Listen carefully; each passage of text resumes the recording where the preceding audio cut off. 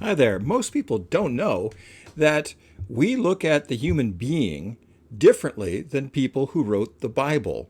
And I believe that the people who wrote the Bible actually have a more accurate way of looking at how we are put together as human beings. How we're put together, we call it an anthropology. What the human being is made of and what makes us tick. And the people in the Bible basically looked at the human being as having three parts. You can think in terms of a house with three stories: ground floor, next floor, middle floor, and top floor. And they had names for each one.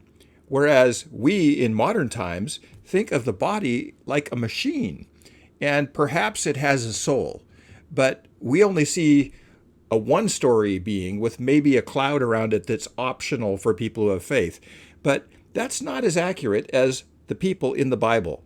I would like to teach that to you today, so please hang on, and we're going to walk through how the people in the Bible looked at you and me and themselves.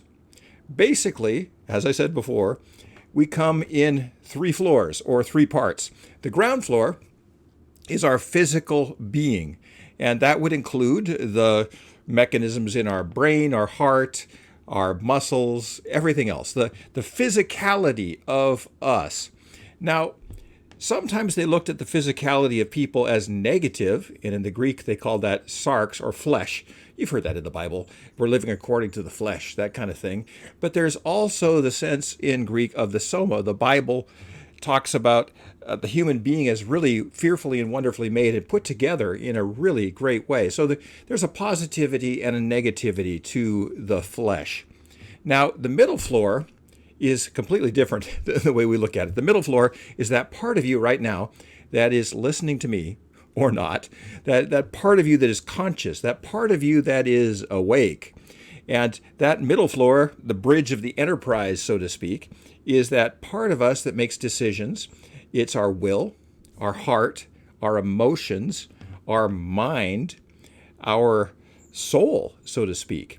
And in Hebrew, they call that the nephesh, which is sort of the hunger that we have that drives us through life, the hunger in the broadest sense of the term hunger. In the non-sexual sense, our libido that drives us into life, those things that we want to go do and find and see and even eat. This is sort of our appetite for life. A Jewish mother will ask, have you eaten? She's inquiring about that second floor, your nephesh, your soul. How are things with your soul? That part of you that pays attention to things and makes decisions. Now, the top floor is your spirit. And your spirit, the top floor, doesn't have a roof because it's connected to the Holy Spirit. It's just like the atmosphere, the air that we breathe is connected to the air that everyone else breathes. And that is a realm which is spiritual, to be simple about it. And very often we in modern times confuse the soul with the spirit. And the soul belongs on the middle floor. That's that part of you, your heart, your soul, your emotions, your mind, all that stuff. And the spirit is that part of you that is connected to the Spirit of God and the Spirit of everyone else. And so that third floor, the floor of the Spirit, would be called ruach in Hebrew and pneuma in Greek. We get pneumatic tires filled with air, with breath. We get pneumonia, which is a disease of the breath. Ruach is that spiritual breath. In fact, the words for breath and spirit are the same word, both in the Old Testament and the New Testament. They don't have two different words for breath and spirit. Breath and spirit are the same. And so the analogy there is that that's like the air that we breathe, that everyone else breathes also. So you've got three basic floors for the human being. You've got the body, or the flesh. You've got the soul, the mind, the will in the middle floor. That's the part of you that sort of runs things. And then you've got the third floor, which is the floor of the spirit. Now, a lot of us in North America, Western Europe, other industrialized countries are very unfamiliar with the third floor. And we have something called being filled with the Spirit or baptized with the Spirit. And that's when we open up the door, the hatch to the third floor, and we actually get up there and it's just a whole new world. We're connected to God. We're connected to everything. And that's something which we sort of minimize in Western thinking. And it's really important to understand that that's really the most important part of us, even though that part of us isn't conscious in the same way that the mind is conscious, the second floor. Paul says, I'm going to pray with my spirit, third floor. I'm going to pray with my mind also. The problem we have in the West is it's really hard to pray because we're just doing it all on the second floor. We're thinking in God's general direction rather than having a spiritual experience of His presence through the Holy Spirit. And very often, if we just spend time with God on the third floor, which has no roof, by the way, and we have a sense of His presence, we can stay there all day. King David says, better is one day in your courts than thousands elsewhere. And prayer is just hard if you're always just praying out of the second floor. So we've got body, we've got mind, will, soul, all that in the second floor. And the third floor, you've got spirit. And Romans 8, arguably one of the greatest chapters of the whole Bible, describes this perfectly. Now, Romans 8 is just an amazing chapter, arguably one of the best chapters of the entire Bible.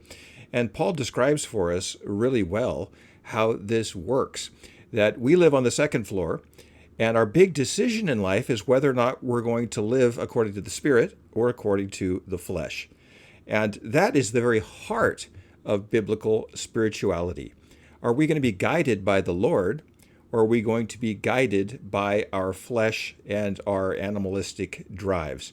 And it is so beautifully written. I invite you to turn to Romans 8 and work your way through that and see if you don't see this three-story anthropology coming together, and see if the whole Bible doesn't kind of come alive for you, and see if your prayer life doesn't come alive too. Spend some time on the third floor.